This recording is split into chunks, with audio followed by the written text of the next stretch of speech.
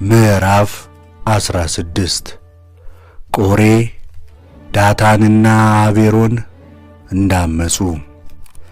የሌዊም ልጅ የቀዓት ልጅ የኢሳር ልጅ ቆሬ ከኤልያብ ልጆች ከዳታንና ከአቤሮን ከሮቤልም ልጅ ከፋሌት ልጅ ከአውናን ጋር ተናገረ። በሙሴም ላይ ተነሱ። ከእስራኤል ልጆች በምክር የተመረጡ ዝናቸውም የተሰማ 250 የማኅበሩ አለቆች ከእነርሱ ጋር ነበሩ። በሙሴና በአሮን ላይ ተነሱ። ለእናንተ ይበቃችኋል፣ ማኅበሩ ሁሉ እያንዳንዳቸው ቅዱሳን ናቸውና እግዚአብሔርም በመካከላቸው ነውና በእግዚአብሔርስ ጉባኤ ላይ ለምን ትታበያላችሁ አሏቸው። ሙሴም በሰማ ጊዜ በግንባሩ ወደቀ። ለቆሬም ለማኅበሩም ሁሉ እንዲህ አላቸው፣ ነገ እግዚአብሔር የእርሱ የሚሆኑትን ቅዱሳንም የሆኑትን ያያል ያውቃልም፣ የመረጣቸውንም ሰዎች ወደ እርሱ ያቀርባቸዋል። እንዲሁ አድርጉ። ቆሬና ማኅበሩ ሁሉ ጥናዎቹን ውሰዱ፣ ነገ በእግዚአብሔር ፊት እሳት አድርጉባቸው፣ ዕጣንም ጨምሩባቸው። እግዚአብሔርም የሚመርጠው ይህ ሰው ለሌዊ ልጆች ቅዱስ ይሁንላቸው። ሙሴም ቆሬን አለው፣ እናንተ የሌዊ ልጆች ስሙኝ። የእስራኤል አምላክ የእስራኤል ማኅበር ለይቶ የመረጣችሁን የእግዚአብሔርን ድንኳን አገልግሎት ትሠሩ ዘንድ እንድታገለግሏቸውም በማኅበሩ ፊት ትቆሙ ዘንድ ወደ እርሱ ያቀረባችሁን ታሳንሱታላችሁን?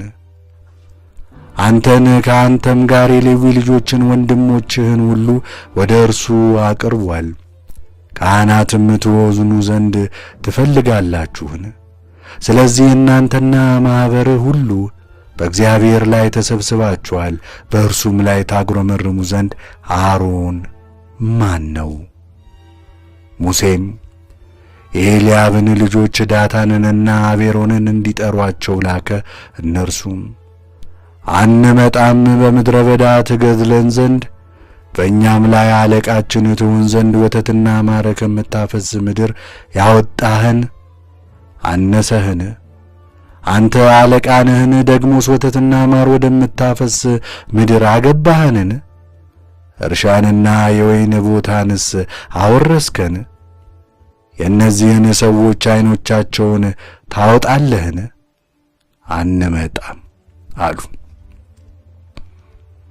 ሙሴም እጅግ አዘነ። እግዚአብሔርም አለው፣ ወደ መሥዋዕታቸው ወደ መሥዋዕቶቻቸው አትመልከት። እኔ ከእነርሱ አንዳችም ተመኝቼ አልወሰድኩም፣ ከእነርሱም አንድ ሰው አልበደልኩም። ሙሴም ቆሬን አለው፣ ማኅበርህን ለይ። ነገ አንተ ማኅበርህም ሁሉ አሮንም በእግዚአብሔር ፊት ዝግጁዎች ሁኑ።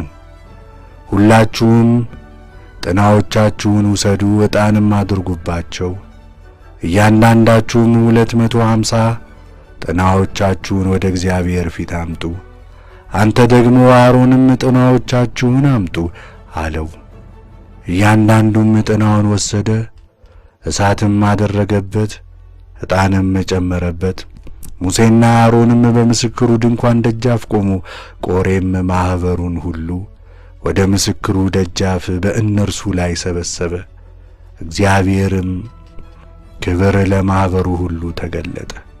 እግዚአብሔርም ሙሴና አሮንን እንዲህ ብሎ ተናገራቸው፣ ሁሉን በቅጽበት አጠፋቸው ዘንድ ከዚህ ማኅበር መካከል ፈቀቅ በሉ።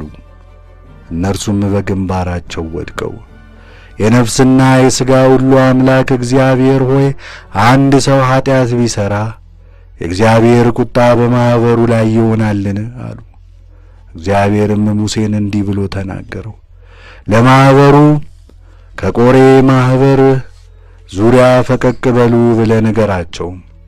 ሙሴም ተነስቶ ወደ ዳታንና ወደ አቤሮን ሄደ። የእስራኤልም ሽማግሌዎች ሁሉ ከእርሱ ጋር ሄዱ። ማኅበሩንም ከእነዚህ ክፉ ሰዎች ድንኳን ፈቀቅ በሉ፣ በኃጢአታቸውም ሁሉ እንዳትጠፉ ለእነርሱ የሆነውን ሁሉ አትንኩ ብሎ ተናገራቸው። ከቆሬ ድንኳን ዙሪያ ሁሉ ፈቀቅ አሉ። ዳታንና አቤሮንም ከሴቶቻቸው ከልጆቻቸውና ከጓዛቸው ጋር ወጥተው በድንኳኖቻቸው ደጃፍ ቆሙ። ሙሴም አለ፣ ይህን ሥራ ሁሉ አደርግ ዘንድ እግዚአብሔር እንደላከኝ እንጂ ከልቤ እንዳይደለ በዚሁ ታውቃላችሁ። እነዚህ ሰዎች ሰው እንደሚሞት ቢሞቱ ወይም መቅሰፍታቸው እንደ ሰው ሁሉ መቅሰፍት ቢሆን እግዚአብሔር አላከኝም። እግዚአብሔር ግን አዲስ ነገር ቢፈጥር ምድርንም አፏን ከፍታ እነርሱን፣ ቤታቸውን፣ ድንኳኖቻቸውን፣ ለእነርሱ ያለውን ሁሉ ብትውጣቸው በሕይወታቸውም ወደ ሲኦል ቢወርዱ ያን ጊዜ እነዚህ ሰዎች እግዚአብሔርን እንዳስቆጡ ታውቃላችሁ። እንዲህም ሆነ፣ ይህን ቃል ሁሉ መናገር በፈጸመ ጊዜ ከበታቻቸው ያለችው መሬት ተሰነጠቀች። ምድሪቱም አፏን ከፍታ እነርሱን ቤተሰቦቻቸውንም ለቆሬ የነበሩትን ሰዎች ሁሉ ከብቶቻቸውንም ሁሉ ዋጠቻቸው። እነርሱም ለእነርሱ የነበሩ ሁሉ በሕይወታቸው ወደ ሲኦል ወረዱ። ምድሪቱም ተዘጋችባቸው፣ ከማኅበሩ መካከል ጠፉ።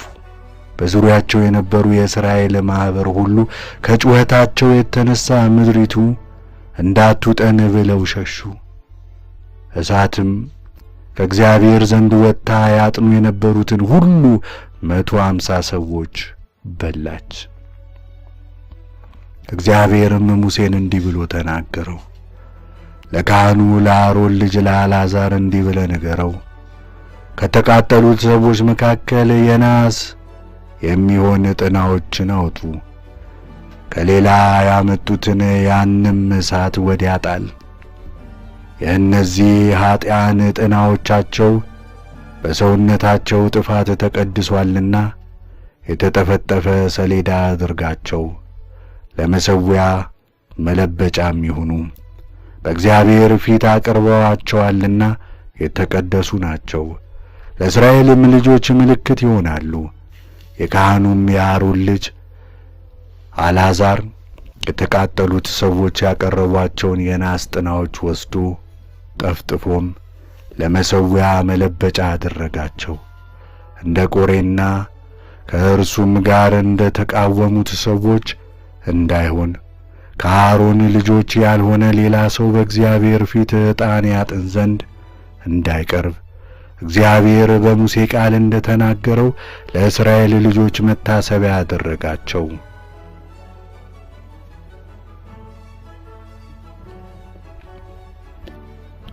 አሮን ሕዝቡን እንዳዳናቸው። በነጋውም የእስራኤል ልጆች ሁሉ እናንተ የእግዚአብሔርን ሕዝብ ገድላችኋል ብለው በሙሴና በአሮን ላይ አጉረመረሙ። እንዲህም ሆነ፣ ማኅበሩ በሙሴና በአሮን ላይ በተሰበሰቡ ጊዜ በምስክሩ ድንኳን ከበቧቸው። እነሆም ደመና ሸፈናት፣ የእግዚአብሔርም ክብር ተገለጠ። ሙሴና አሮንም ወደ ምስክሩ ድንኳን ፊት ገቡ። እግዚአብሔርም ሙሴንና አሮንን እንዲህ ብሎ ተናገራቸው።